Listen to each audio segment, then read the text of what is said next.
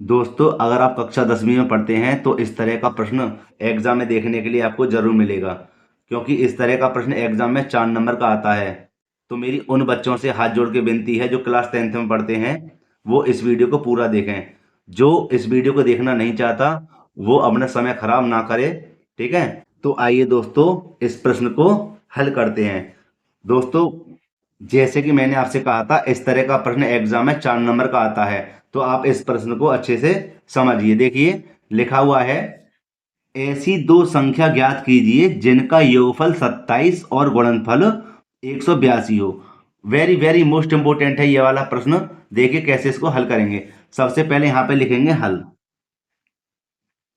और एक बार प्रश्न को पढ़ते हैं। लिखा हुआ है, ऐसी दो संख्या ज्ञात कीजिए जिनका योगफल 27 और गुणनफल 182 हो। तो दोस्तों यहाँ पर हम मान लेते हैं, सबसे पहले दो संख्याएं लिख देंगे। माना दो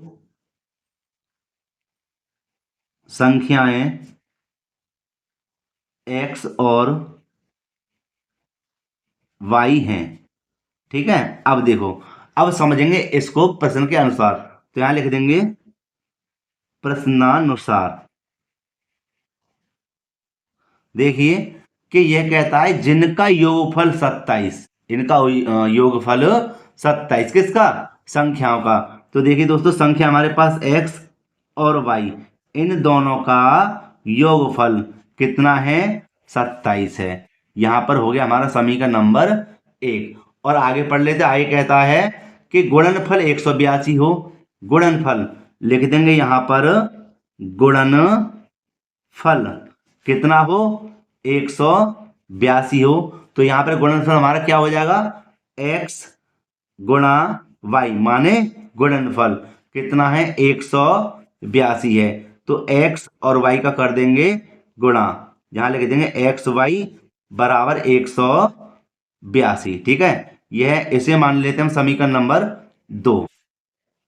यहां पर देख लीजिए, माफी चाहता हूं, यह हो गया हमारा समीकरण नंबर 2। ठीक है, तो अब हम क्या करेंगे कि ये जो हमने मान लिखा था, समीकरण 1 जो मान आया है, इसमें थोड़ी सी कंडीशन को चेंज कर देंगे। क्या कि यहां पर हम लिख देंगे, हम दूसरे पेन से करते हैं, कि इस तरह के प्रश्न में, ऐसे प्रश्न कई बार आएंगे और आते भी हैं। देखिए कि यहां पर हम x को यहीं पर रहने देंगे और बराबर में है 27। ठीक है, और y को इधर लेके आ जाएंगे, हो जाएगा माइनस का y। ध्यान से समझना कि x तो यहीं पर रहा और 27 ये रहे, y को इधर लेके आएंगे, पक्षांतर करेंगे तो चिन्ह बदल जाएंगे, हो जाएगा x बराबर 27 माइनस के y। ठीक है, अब इस x के मान को, यह सवाल तभी हल होगा जब कभी गुणनफल हो ना, तो तभी हल होगा जब इसको आप पक्षांतर कर देंगे y के मान को या x के मान को। दोस्तों ध्यानपूर्वक समझना, तभी इसको हल कर सकते हैं। तो मैंने इसको पक्षांतर कर ही दिया है। देखिए कैसे हल करेंगे, कि हम क्या करेंगे, इस x के मान को समीकरण नंबर 2 में रख देंगे। तो यहां पर हम देखो क्या लिखेंगे, यहां लिख देंगे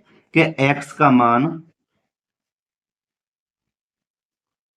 समीकरण 2 में रखने पर, तो समीकरण 2 हमारा क्या है? x और y है, बराबर 182 है, और x का मान हमारे पास क्या है? 27 माइनस के y।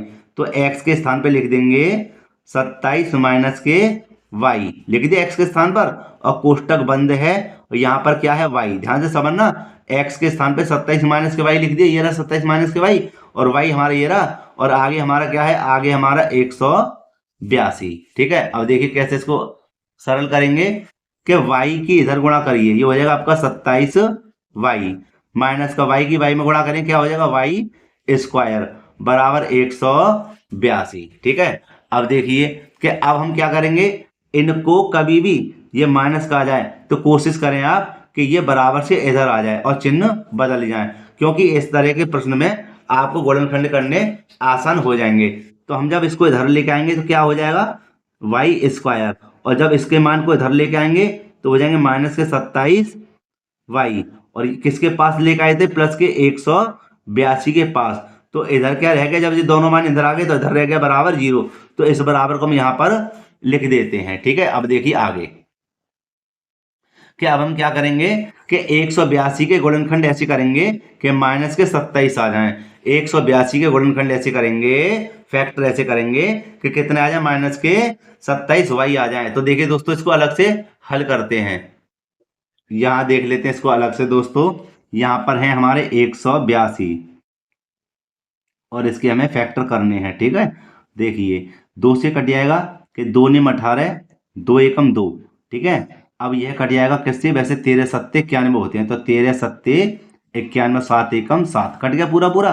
और देखिए 7 दूनी कितने हो गए 14, 7 दूनी कितने हो गए 14 और गुणा में 13, और 13 और 14 की गुणा करेंगे कितने आएंगे 182, और 13 और 14 को जोड़ेंगे तो कितने हो जाएंगे 27। लेकिन हमें काय के लेके आने हैं माइनस के, काय के ले आने हैं माइनस के। तो देखिए किससे इसको हल करेंगे।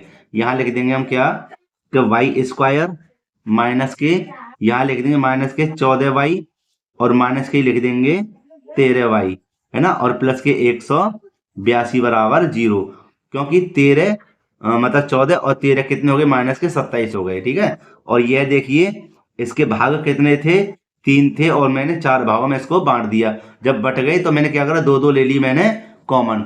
इतना भाग दोस्तों मैं एक अलग पेज पर हल करूंगा। देखिए दोस्तों यहाँ पर लिखते हैं इसको क्या कि इन दोनों में क्या कॉमन है, इन दोनों में y कॉमन है। क्या कॉमन है y, तो यहाँ पर हम y को ले लेते हैं बाहर। ठीक है, समझना कि 2y में से 1y बाहर आ गई तो 1y बची, माइनस के y से y जब बाहर आ गया y एकम y कट गया, क्या बचा यहाँ पर 14, माइनस के यहाँ देखिए 13 का भाग 182 में चला जाएगा, तो यहाँ 13 ले लेंगे कॉमन, क्या बचा जब 13 बाहर आ गया 13 एकम 13 मतलब कटा तो कितना आया y। माइनस कभी भी दोस्तों बाहर हो तो अंदर के चिन्ह बदल जाते हैं, प्लस काय का हो जाएगा माइनस का, समझना काय का हो जाएगा माइनस का, और 13 का भाग इधर लाएंगे तो देखो 13 एकम 13, 13 चौका 52, मतलब कितनी बार गया 14 बार, बराबर आगे क्या है 0। तो इसको अब साइड में कर देते हैं। यहाँ पर समझिए कि y माइनस के 14 और y माइनस के 14 क्या हो गए कॉमन हो गए, y माइनस के 14 कॉमन हो गए, और क्या बचा y माइनस के 13, y माइनस के 13 बराबर 0। ठीक है, अब देखिए यहाँ पर हम कैसे इसको लिखेंगे कि यहाँ पर है हमारे y माइनस के 14 बराबर 0, तो y बराबर हो जाएंगे हमारे, इसको इधर ले गए पक्षांत करेंगे तो प्लस के हो जाएंगे 14, और इसी प्रकार y माइनस के 13 बराबर 0, और दोस्तों इसको भी पक्षांत करेंगे तो काय के हो जाएंगे प्लस के हो जाएंगे 13। तो दोस्तों आप खुद देख सकते हैं कि 14 और 13 को समझना, मैं इसको यहाँ पर बताता हूँ एक बार। 14 और 13 जो आंसर आया है ना यहाँ पर देखिए कि कहता था इनका योगफल 27 हो, इनका योगफल 27 हो, तो 14 और 13 को जोड़ना कितने हो जाएंगे 27 हो जाएंगे ना, है ना। ठीक है ना, एक तो ये हो गया हमारा, और 14 और 13 की गुणा करेंगे कितना होंगे 182, तो गुणनफल भी हमारा कितना आया 182 आ गया। तो दोस्तों यही इसका आंसर है। मेरे प्यारे दोस्तों अगर वीडियो अच्छी लगी हो तो एक लाइक जरूर करना, और जो छात्र चैनल पर नए हो चैनल को जरूर सब्सक्राइब करें। मिलते हैं इसी प्रकार एक और वीडियो में। जय हिंद।